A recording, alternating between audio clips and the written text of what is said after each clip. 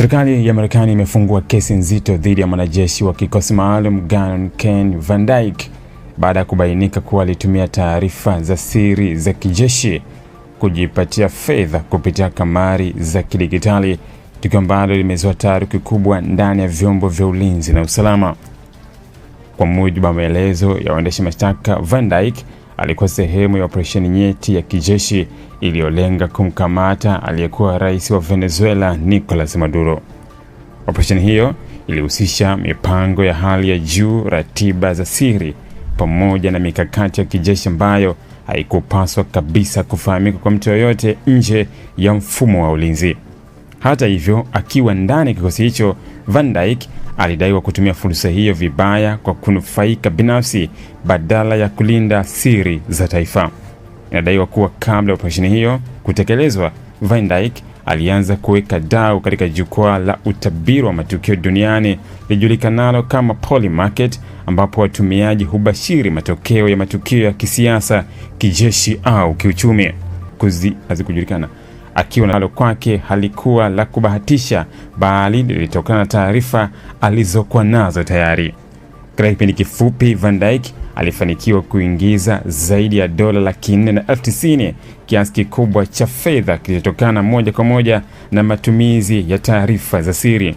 Uchunguzi umeonyesha kuwa aliweka dau katika matukio mbalimbali yaliyohusiana na operesheni hiyo, akibadilisha mikakati ya kadri alivyokuwa akipokea taarifa mpya kutoka ndani ya mfumo wa kijeshi. Marekani imesisitiza kuwa kitendo hicho ni kosa kubwa la jinai, ikifananishwa na insider trading, ambapo mtu hutumia taarifa zisizopatikana kwa umma kujinufaisha kifedha. Katika kesi hii, uzito wake unaongezeka zaidi kwa sababu taarifa zilizotumika zilihusu usalama wa taifa na operesheni za kijeshi.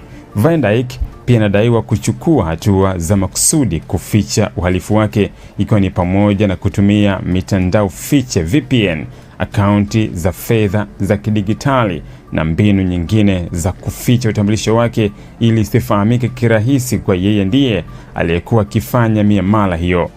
Hata hivyo, wachunguzi waliweza kufuatilia mwenendo wa miamala hiyo na kuunganisha ushahidi kwake.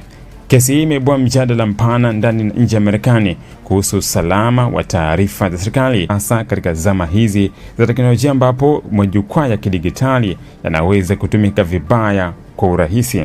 Wataalamu wa usalama wanaonya kuwa ikiwa hatua kali hazitachukuliwa, kuna uwezekano wa watumishi wengine wa serikali kutumia mbinu kama hizi kujipatia fedha binafsi kwa kuhatarisha usalama wa taifa. Aidha, tukio hili limeiweka katika shinikizo pia kampuni ya Polymarket, huku baadhi ya wachambuzi wakitaka kuwa na udhibiti mkali zaidi wa majukwaa hayo ili kuzuia matumizi ya taarifa za siri au zisizo halali katika kufanya biashara ya utabiri. Kwa sasa Van Dyke anakabiliwa na mashtaka mazito, na iwapo atapatikana na hatia anaweza kukabiliwa na kifungo kirefu jela pamoja na adhabu za kifedha.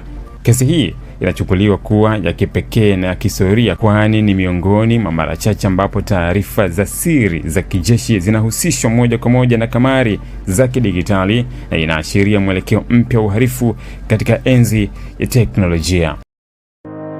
Ili kuwa mwanafamilia bora wa Global TV, usisahau kusubscribe, like, kushare na kucomment. Baada ya kusubscribe, bonyeza alama ya kengele ili kupata taarifa kwa kila video inayopanda Global TV Online.